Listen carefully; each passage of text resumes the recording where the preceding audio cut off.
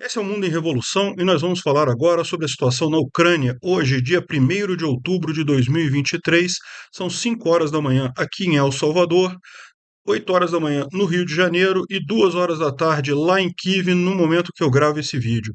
E os ucranianos fizeram hoje um grande ataque aqui em cidades russas, principalmente em Smolensk, mas teve também outras cidades russas aqui atacadas por drones ucranianos. Sochi também foi atacada aqui ao sul. Além disso, dentro do território ocupado pelos russos, território ucraniano ocupado pelos russos aqui na Crimeia, atingiram Jankoy e outras regiões aqui no sul de Kherson. Grande ataque de drones. Mas a verdade é que tivemos más notícias também. Os russos atingiram mais um trem ucraniano que estava levando equipamento aqui para a linha de frente, ou seja, existe algum problema aí. Alguém está vazando informação dos trens ucranianos para os russos. Isso é uma coisa bastante preocupante. Na linha de frente, nenhuma mudança significativa, embora a gente tenha indicações de que a batalha por Verbovê esteja caminhando muito bem para os ucranianos. Os russos parecem estar perto de abandonar a cidade. Vamos entender isso aí mais adiante. No campo diplomático, tivemos notícias excelentes ontem, inclusive de que a Inglaterra vai mandar soldados para a Ucrânia. Vai botar soldados para treinar soldados ucranianos no território ucraniano. Isso é a primeira vez que acontece e é um desenvolvimento muito positivo. Além disso, está estudando garantir o corredor de grãos aqui de Odessa até o Estreito de Bósforo, com a Marinha e Força Aérea inglesa aqui na região. Seria uma excelente coisa, apesar de que, vocês sabem, o transporte de grãos aqui já está acontecendo quase que de forma normal, apesar da Rússia manter a proibição, nós vamos ver isso daqui. Mas nem todas as notícias no lado diplomático são positivas. Ontem, depois de muita insistência, os republicanos, o Speaker of the House lá nos Estados Unidos, o presidente da Câmara de lá, acabou aprovando um acordo emergencial para evitar o shutdown do governo americano, que não contém a ajuda à Ucrânia necessária. Houve muito protesto, porque vocês sabem, a maior parte, tanto da Câmara dos Deputados quanto do Senado americano, são favoráveis ao apoio à Ucrânia, mas o presidente da Câmara, como tem alguma ligação com aquele grupo mais radical dos republicanos que é a favor da Rússia, acabou passando essa conta. O Joe Biden ele assinou, né, para justamente evitar o shutdown do governo americano, mas ele espera que esteja votado rapidamente um pacote adicional para complementar as verbas para a Ucrânia aí na Câmara dos Deputados. Vamos ver se isso realmente se confirma, né? É um desenvolvimento preocupante esse. Vamos falar sobre esses e outros assuntos em detalhes. Essas notícias foram sugeridas por A Minha Carteira Treme Quando o Lula Fala, John 27 e várias outras pessoas. Obrigado aí a todo mundo que sugeriu notícias lá no nosso site, o visãolibertaria.com. O ancap.su daqui a pouco vai estar funcionando também e o Mundo em Revolução também daqui a pouco vai estar funcionando. Mas por enquanto, se você quiser sugerir notícias, é no site visãolibertaria.com. É o mesmo que eu uso aqui, é o mesmo site para todo mundo, tá? Só muda a URL mesmo. Agradeço a todo mundo que sugere notícias por lá e agradeço também a você que está assistindo o nosso vídeo.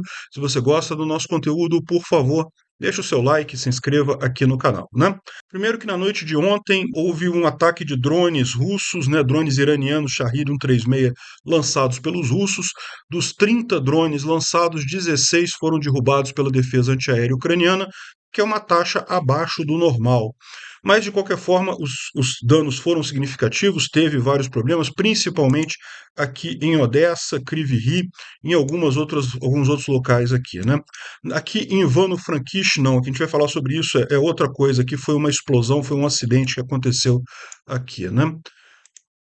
Bom, isso daqui é mais preocupante. Vocês podem ver aqui a imagem de um trem ucraniano sendo atingido. Está vendo? É um trem carregando caminhões militares, né? Aqueles caminhões que não são blindados, não são caminhões especiais e coisa e tal, mas são muito importantes para o exército, muito importantes para o esforço de guerra, né? Dá para ver que foi usado um JDAM russo e ele atingiu relativamente longe do trem, mas dá para ver que os estilhaços foram em toda a direção aqui, o que significa que provavelmente esses caminhões todos aqui foram perdidos ou pelo menos significativamente danificados. Não são peças de equipamento particularmente valiosas ou difíceis de substituir, mas é sempre um prejuízo, né? E a principal preocupação é que vocês lembram, há alguns dias atrás a gente falou que um outro trem ucraniano também foi atingido da mesma forma, E aí isso levanta a questão, né? Como é que os russos estão sabendo disso? Porque repara qual é o problema aqui. Essa bomba é uma bomba de pouca precisão e baixa velocidade, então eles não conseguiriam jamais atingir um trem em movimento. Nas duas situações, eles atingiram trens que estavam parados, ou seja, de alguma forma, os russos ficaram sabendo que havia um trem militar ucraniano parado num trecho da via por qualquer motivo, manutenção, espera de passar outro trem para sair do ramal, enfim. Algum motivo estava o trem parado ali por várias horas e aí eles atingiram esse trem, né? Isso é preocupante. Eles têm alguma fonte de informação. Algumas pessoas estão dizendo que são os chineses. Os chineses têm capacidade de identificar esse tipo de coisa com os satélites deles, estariam passando as informações para os russos. Eu acho isso pouco provável. Acho mais provável a outra alternativa, que é os russos terem um espião dentro do sistema de trens ucranianos. Infelizmente, isso é uma possibilidade. Eu tenho certeza que os ucranianos, a essa altura, já estão preocupados com isso também, já estão buscando identificar aí como que os russos estão ficando sabendo desses trens parados em locais relativamente próximos da linha de frente, né? Bom, e tem mais uma má notícia para os ucranianos: houve uma grande explosão de um gasoduto ali na região de Ivano-Frankivsk, essa região aqui, justamente aqui no oeste da Ucrânia. Não consta que tenha sido um ataque, aparentemente foi um acidente mesmo que aconteceu ali. Infelizmente, esse tipo de acidente causa danos significativos. Dá para ver as casas aqui bem próximas da coluna de fumaça. Evidentemente, isso daqui vai dar trabalho para ser recuperado, né?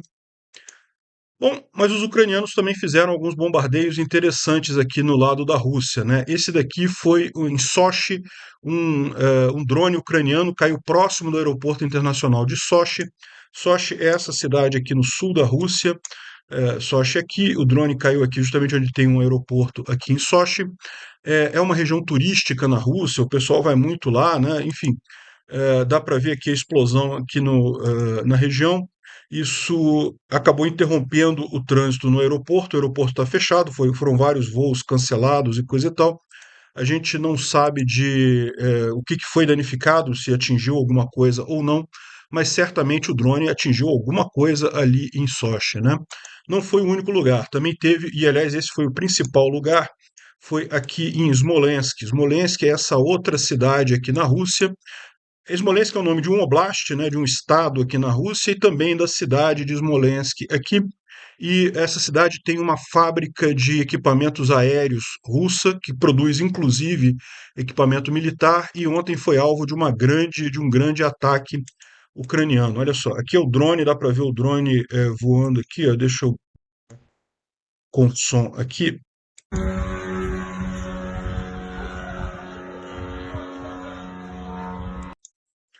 Dá para ver claramente o drone. Eu ouvi o som do drone, naquele sonzinho de mobilete, coisa e tal. Esse aí é o drone Beaver ucraniano e eles, né? Porque teve vários drones ali, né? E eles estavam visando justamente essa fábrica aqui de equipamentos aéreos aqui, ó, Smolensk Aviation Plants. As principais atividades ali incluem a criação de mísseis táticos, customização, fala que várias aeronaves e coisa e tal. Enfim, é uma fábrica de equipamentos aéreos, de aviões, de drones, de um monte de coisa. E é uma fábrica que os russos têm investido bastante dinheiro, têm colocado bastante dinheiro dentro do esforço de guerra deles, e pelo menos um drone explodiu dentro do território da fábrica. A gente não sabe mais informações, se teve mais explosões, foi um conjunto de drones que foi ali em direção a Smolensk, e pelo menos um, esse daqui, ó, segundo consta, foi justamente dentro da planta de fabricação de aviões lá em Smolensk. Está aqui a coluna de fumaça, aqui, ó, dá para ver nesse cantinho aqui. Eu estou evitando passar esses vídeos, gente, porque o YouTube, qualquer vídeo que eu passo de guerra e coisa e tal, eles costumam bloquear dentro da política deles lá, né? Enfim. Mas se vocês procurarem no Twitter, vocês acham esses vídeos todos com facilidade. E o importante é a informação. A informação é essa: foi um grande ataque lá em Smolensk, vários drones por lá. Alguns foram abatidos dentro da cidade de Smolensk, mas ó, pelo menos um atingiu a planta ali de fabricação aérea, né?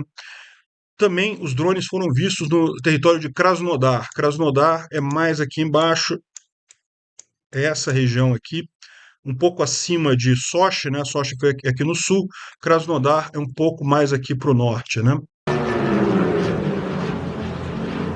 Esse daqui parece ser um Bayraktar, tá? Não parece ser aqueles drones Beaver, não, hein? Pelo som dele e pelo formato da cauda, né? Mas enfim, a gente sabe que teve ali um drone ali na região de Krasnodar. O Bayraktar, ele não é um drone suicida. O Beaver é um drone suicida. O que quer dizer isso? O Beaver, ele vai lá, ele tem a carga explosiva nele e ele se choca contra o alvo e explode. Então você só usa ele uma vez. O Bayraktar não, ele é como se fosse um pequeno avião. Ele voa, ele tem bombas, ele pode lançar bombas, pode fazer também apenas reconhecimento aéreo e depois ele volta para a base e você pode usar ele inúmeras vezes até ser atingido ou ter algum problema, né?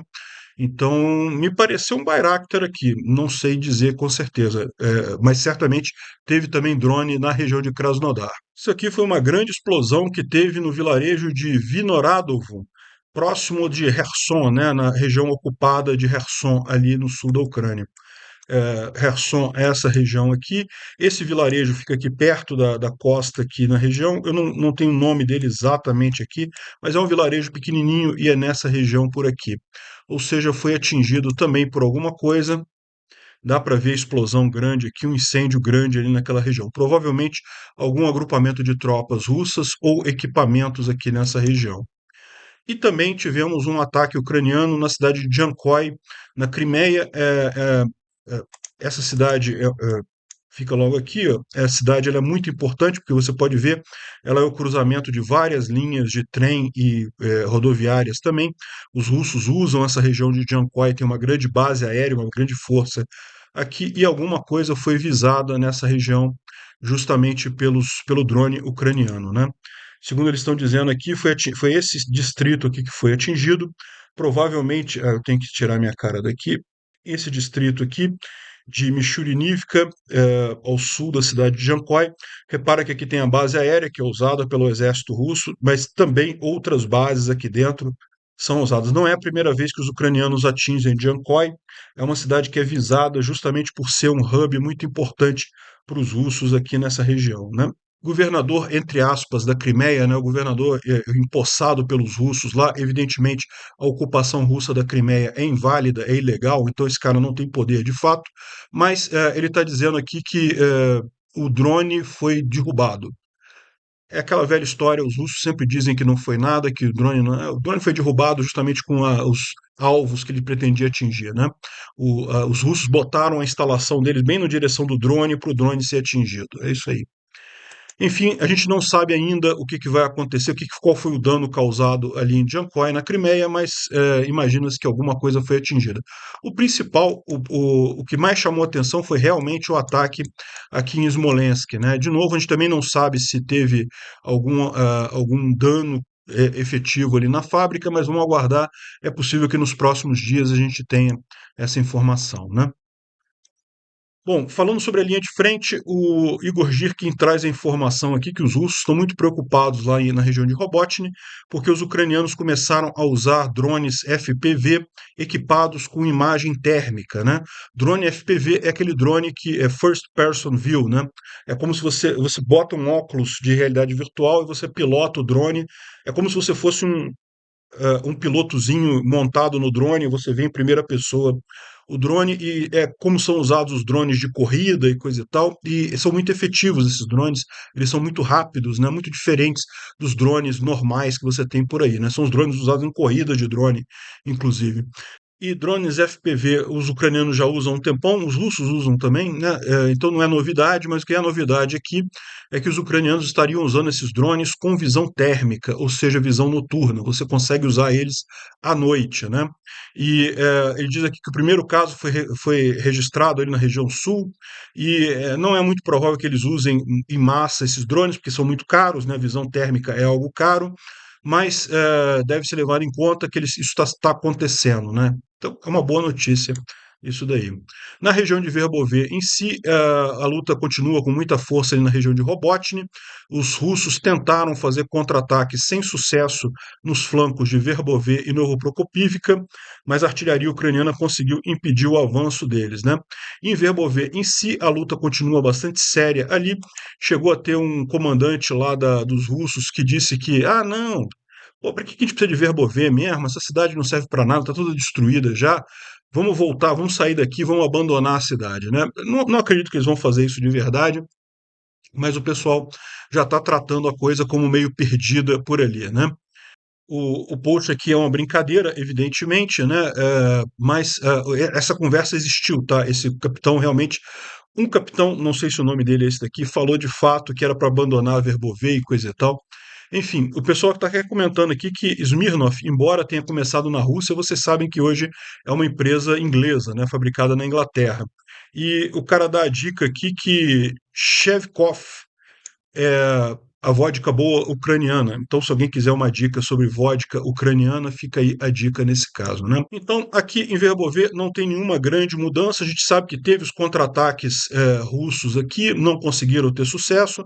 Os ucranianos continuam batendo aqui em Verbovê, também em Novoprokopivka, mas não tem nenhuma mudança real, né?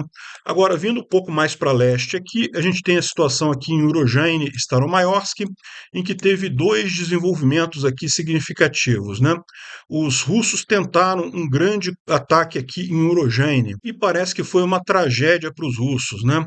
Aqui um próprio Telegram russo aqui fala assim, olha só, é, uma atualização ali na situação, né? Recentemente, uma das unidades da 37ª Brigada foi na ofensiva tentando retomar Urozhaine. Os ucranianos aniquilaram eles e atacaram fogo em todo o equipamento. Depois disso, os ucranianos conduziram ataques de artilharia nas florestas em torno e lançaram 20 kamikazes, drones kamikazes nas nossas posições. Porém, nós destruímos eles, né? A situação agora é estável, nós estamos trabalhando. Ou seja, o que ele está dizendo aqui é que aqui em Urozhaine foi tomada pelos ucranianos já faz algum tempo, os russos tentaram fazer uma ofensiva aqui, retomar a cidade, os ucranianos destruíram completamente, aniquilaram completamente essa tentativa de avanço russo aqui, né? E tem algumas imagens aqui dos tanques destruídos que seriam dessa tentativa de avanço russa ali em Urozhaine. Realmente as imagens são bastante significativas. Tem um filme também, eu não posso mostrar, mas o resultado final foram 4 tanques e 3 BMPs russos totalmente destruídos e mais de 30 soldados russos desnazificados, né? Então, viraram bons soldados russos agora, estão só adubando a terra ali na Ucrânia. Então é isso daí. Os russos tentaram, não conseguiram avançar sobre o Urogene. É verdade que esse fronte aqui está parado há algum tempo, né? Ninguém avança, está meio dormente aqui. Os russos tentaram avançar, não conseguiram. E uma coisa que a Astra Intel traz aqui, eu não vou falar muito a fundo essa informação, mas as Forças Armadas da Ucrânia sabiam que o ataque aconteceria antes do comando e por isso que eles foram tão efetivos em destruir os russos ali, né? Ou seja, de alguma forma os ucranianos ficaram sabendo que os russos fariam esse ataque e acabaram dessa forma dizimando completamente o ataque, dizimando o grupo de ataque e os blindados todos que foram usados ali. Excelente notícia. Isso daí não mudou nada, mas são menos russos agora naquela região ali, né? Houve um outro evento nessa região também que é digno de nota, que é os russos usaram um míssil de longo alcance deles para destruir esta ponte aqui, ó. Essa ponte que tem aqui na cidade de Velika Novosilka, né? A cidade de Velika Novosilka ela está em poder dos ucranianos, é daqui que os ucranianos lançaram essa contraofensiva que retomou todas essas cidades aqui.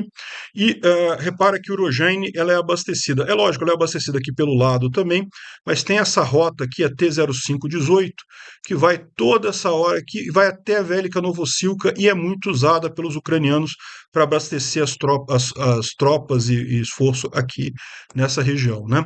É lógico que eles podem usar essa outra rota por aqui, mas é uma rota mais difícil, com uma estrada menos otimizada para coisa, sempre dificulta um pouco mais.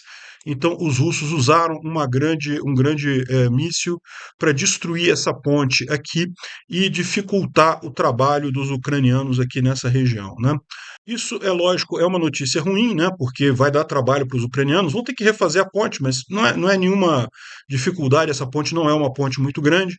mas mostra também que os russos definitivamente desistiram de tentar conquistar território, porque quando você começa a destruir pontes que estão à frente da sua linha de frente, quer dizer que você vai perder a oportunidade de usar aquela ponte mais adiante, né? Então, os russos definitivamente estão na situação agora que eles querem tentar manter o que eles conquistaram. Não vão conseguir, evidentemente, mas já estão claramente mostrando isso, né?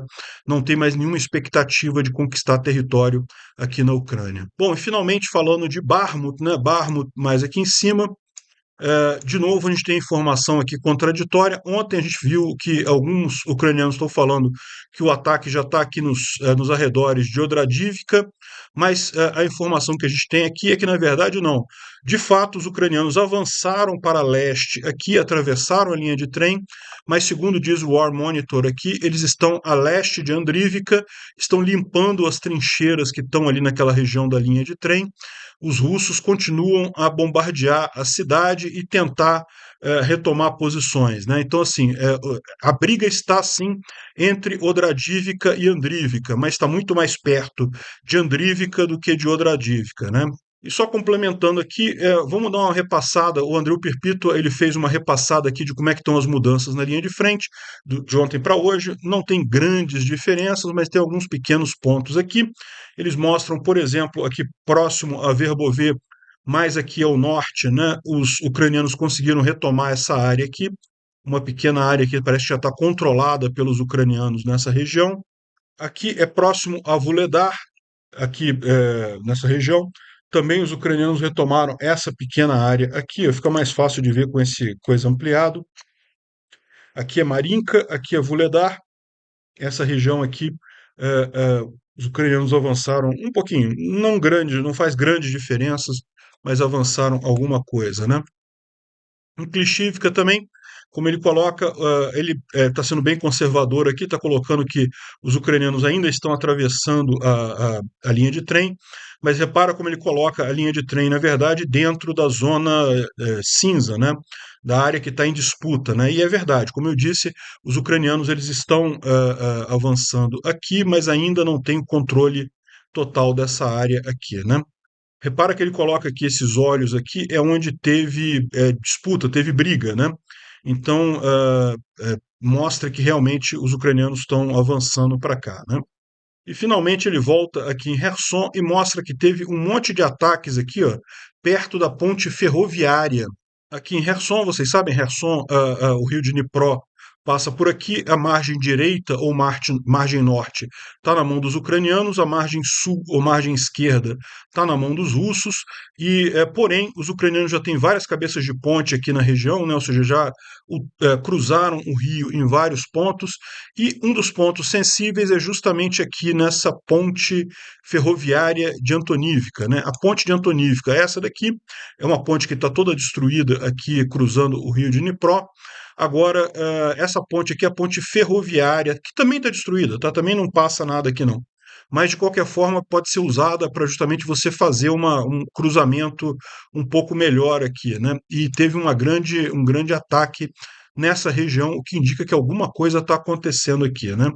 Enfim, continuamos aqui nessa expectativa sobre como é que vai ser, se vai haver, né, ou se não vai haver um ataque ucraniano a partir da região aqui de Kherson, cruzando o rio de Dnipro. O Instituto para Estudo da Guerra fala aqui sobre esses avanços, não tem nada muito significativo. Falam sobre a questão de que os russos parecem que não sabem exatamente quais territórios eles consideram russos agora, né? Isso é porque ontem, dia 30 de setembro, lá na Rússia, eles comemoram o Dia da Reunificação, em que eles comemoram a conquista dos territórios de Kherson, Zaporizhia, Donetsk, Luhansk e a anexação desses territórios para a Federação Russa, né? É lógico, essa anexação é ilegal, isso não vale nada, é só fantasia na cabeça dos russos, daqui a pouco isso acaba, mas mesmo entre eles parece que não está muito claro o que eles conquistaram exatamente, o que eles dizem que faz parte da Federação Russa, né? Vamos falar sobre isso daqui a pouquinho. Bom, os russos estão fazendo um esquema de pintar aviões no chão para tentar iludir os drones ucranianos, né? Ou seja, você tem um avião de verdade aqui, é esse que está mais à esquerda aqui na imagem, e aqui tem dois aviões que na verdade não são aviões, são pinturas no asfalto, né? Então, na pista ali diretamente. Então, a ideia dos russos é que os drones ucranianos não vão saber o que é o que, vão acabar atingindo o chão sem nenhum efeito aí nessa história, né? É lógico, para fazer isso, eles deviam botar pneus em cima também das pinturas, porque senão fica muito claro que o avião é esse que está cheio de pneu em cima, né?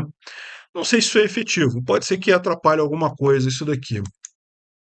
E bom, como estavam falando o pessoal ali no Instituto para Estudo da Guerra, a Rússia parece um pouco confusa sobre qual região que ela diz que é da Rússia agora, né? Porque originalmente a Rússia falava que ela incorporou todas as regiões da Ucrânia, Kherson inteira, Zaporísia inteira, Donetsk inteira e Luhansk inteira.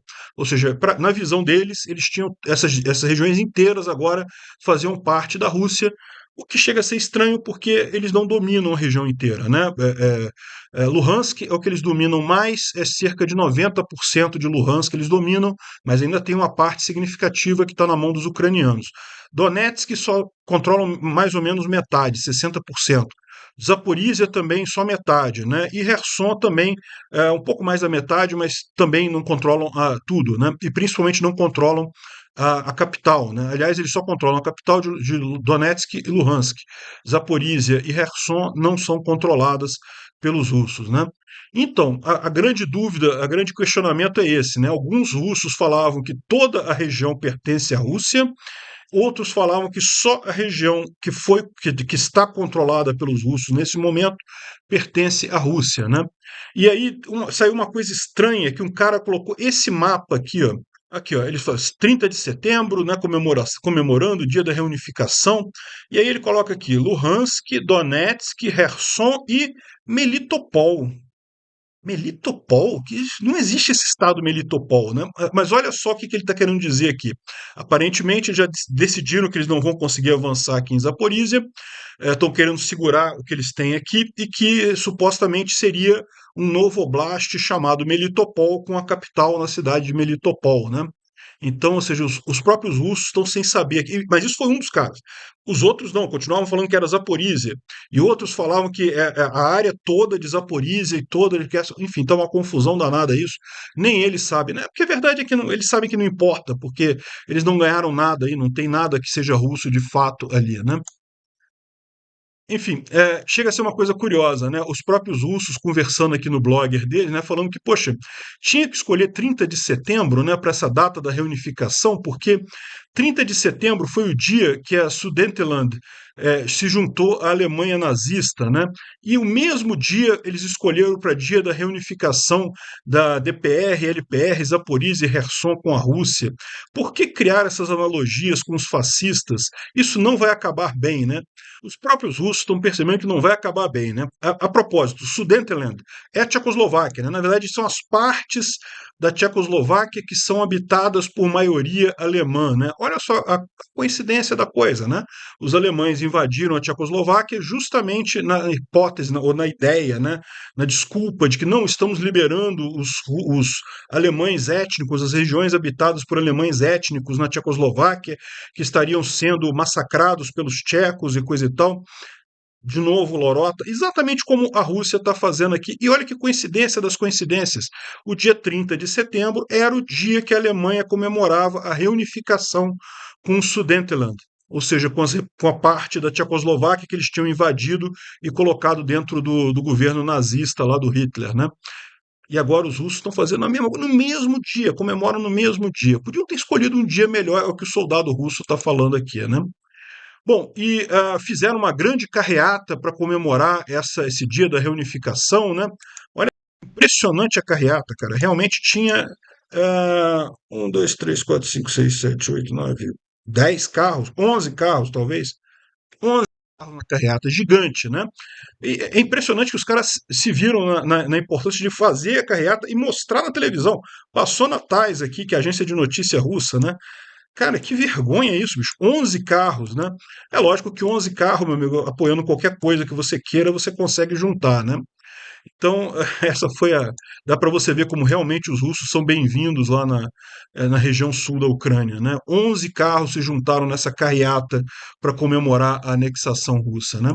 Agora, teve uma carreata maior, olha só, essa carreata aqui foi muito maior, e foi em Novosibirsk. Sabe o que eles estavam comemorando aqui? Estavam homenageando a morte do Prigojin, 40 dias da morte do Prigojin. Essa carreata aqui tem bastante gente aqui, ó. O Putin deve ficar preocupado com isso, porque o Prigojin, embora ele esteja morto, né, ou dizem que ele está morto, né? Não, eu acho que ele está morto mesmo. Não sei, também o pessoal fica exagerando nessa história. Eu acho que está morto mesmo.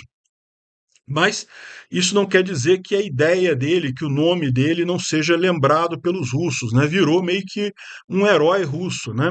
E lembra, sempre existe a possibilidade de alguém incorporar essa força, né? Algum político russo conseguir usar esse apoio ao grupo Wagner, talvez dentro daqueles grupos mais nacionalistas lá na Rússia, usar isso para tentar diminuir a popularidade do Putin e talvez ganhar a eleição. Não, não tem chance, não tem chance.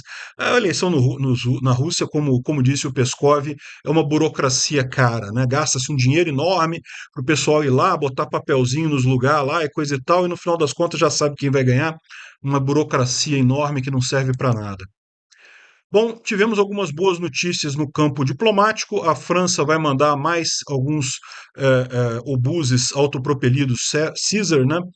São muito bons esses obuses e vão vir mais 6 deles. Também, uma excelente notícia: a Inglaterra está mandando soldados britânicos para a Ucrânia para treinar soldados ucranianos, né? Lembra, a Ucrânia, ela estava, quando começou essa grande invasão russa, a Ucrânia estava num processo de ocidentalizar suas forças armadas, né? De treinar seus soldados em técnicas ocidentais, em aprender coisa e tal. Então, quando começou essa guerra, haviam muitos soldados de outros países ocidentais ensinando e treinando soldados ucranianos. Mas quando começou a guerra, com aquela perspectiva no início da guerra de que seria uma vitória russa e coisa e tal, esses soldados todos saíram da Ucrânia, né? Então agora estão voltando os soldados ingleses justamente para treinar soldados ucranianos no território ucraniano. Isso é uma excelente notícia e abre a porta para mais ajudas desse tipo. E também tira a desculpa que o Olaf Scholz tinha, que ele temia mandar mísseis Taurus para a Ucrânia, porque talvez fosse necessário ter alguns soldados alemães para fazer manutenção e coisa e tal. Então agora, olha, os soldados ingleses já estão lá. Se tiver que mandar os soldados alemães, manda também, né? Enfim, eles não vão, evidentemente, participar das ações na linha de frente. Vão ficar na retaguarda fazendo treinamento, eventual manutenção em equipamentos e esse tipo de coisa. Bom, e outra coisa importante que saiu nesse pronunciamento é que a Marinha Britânica vai fazer ações para apoiar o corredor do Mar Negro, né? Ou seja, aquele corredor de exportação de grãos ucranianos, que os russos haviam um acordo até um tempo atrás entre Rússia, Turquia e Ucrânia, que garantia o tráfego livre de navios ali na região do Mar Negro. Os russos se comprometeram a não atacar esses navios. Depois disso, os russos saíram desse acordo e falaram que, olha só, não pode passar navio não, porque se passar a gente vai derrubar, vai dizer que tem armas lá de dentro e coisa. Então chegaram a fazer isso com um navio turco e coisa e tal, mas depois pararam, né? Os ucranianos têm conseguido agora estabelecer essa rota. Vocês podem ver aqui, isso aqui são navios, a situação que está hoje, vários navios chegando, vários navios indo embora, ou seja, já está o tráfego aqui quase normal. Mas é lógico, ainda tem muito navio que não tem coragem de entrar ali porque o risco existe, né? Pode amanhã os russos lançarem um drone para atingir um navio? Em tese, pode. Não tem nada que seja impossível nisso daí. Mas, enfim, com a ajuda dos ingleses, se eles realmente mandarem a marinha para cá para fazer a proteção desses navios, aí, meu amigo, aí acabou. A Rússia abriu mão do acordo de grãos à toa, não ganhou nada em vantagem em relação a isso, né? Então, excelentes notícias no campo exterior, mas a gente tem algumas notícias preocupantes também, né? Como a gente viu, o governo americano ele tem um limite de débito que, de tempos em tempos, o Congresso tem que aprovar uma alteração para permitir que eles se endividem ainda mais, né? É uma coisa que acontece com vários presidentes lá nos Estados Unidos. Volta e meia você tem isso, a ameaça do shutdown do governo, de desligar o governo e coisa. Então já aconteceu esse shutdown, tá? Não é também uma coisa super trágica, não, mas simplesmente o governo não consegue mais trabalhar nada, não consegue mandar mais dinheiro para lugar nenhum, não consegue fazer mais nada. Enfim, isso estava marcado para acontecer agora, de ontem, dia 30, para hoje, dia 1º. Em tese, ia entrar em shutdown hoje o governo americano. Ontem à noite, no finalzinho do dia, eles conseguiram um acordo para aprovar uma verba, né, um suplemento aí para ultrapassar esse limite de débito, que, porém, infelizmente, não continha a ajuda à Ucrânia. Né? A gente já viu isso circulando essa lei já há algum tempo, essa proposta já há algum tempo, tinha a maioria com apoio para a Ucrânia, tem a maioria tanto no Senado quanto na Câmara para aprovar isso com apoio para a Ucrânia, mas o problema é o presidente da Câmara, que é o McCarthy, que é do Partido Republicano, e embora a maioria do Partido Republicano seja também a favor da Ucrânia, o McCarthy fez algum acordo com o pessoal mais radical dos republicanos para conseguir ser eleito o presidente da Câmara. Né? O que aconteceu, na verdade? Os republicanos têm uma maioria, mas uma maioria muito apertada. E daí, para eleger o McCarthy, precisava da ajuda desse grupo mais radical e eles fizeram algum acordo com o McCarthy, que meio que eles têm o McCarthy na mão agora. E daí, embora o McCarthy seja favorável à ajuda à Ucrânia também, ele acabou que meio ficando preso nisso daí, acabou aprovando essa lei sem incluir a ajuda à Ucrânia, né?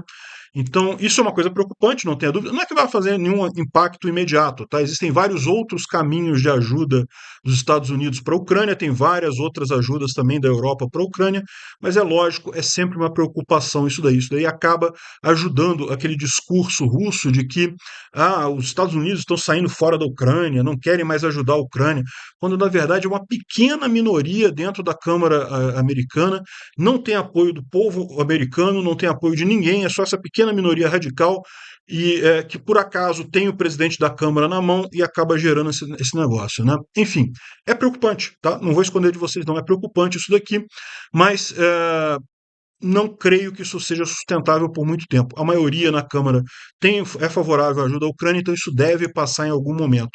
O próprio presidente falou que fez um acordo com o McCarthy que ia passar esse pacote emergencial só para ser aprovado, para não haver o shutdown do governo agora, mas que em seguida ele iria fazer uma lei suplementar com os créditos para a Ucrânia, né? Então esse teria sido o acordo entre o Biden e o McCarthy. Vamos ver se o McCarthy cumpre a parte dele nessa história, né? Obrigado por assistir o vídeo até o final. Se gostou do conteúdo, não esqueça de deixar o seu like, isso ajuda o canal a crescer e a chegar para mais gente. Se não gostou, deixe o dislike e explique nos comentários como podemos melhorar. Comente também sugestões de temas que podemos trazer por aqui. Comentários insultuosos ou defendendo ditaduras e criminosos de guerra serão sumariamente bloqueados. Agradeço a compreensão. Se ainda não é inscrito no canal, considere se inscrever clicando no botão inscrever-se abaixo e marcando a campainha para todos os avisos. Se quiser ajudar o canal, veja no nosso site como você pode fazer isso.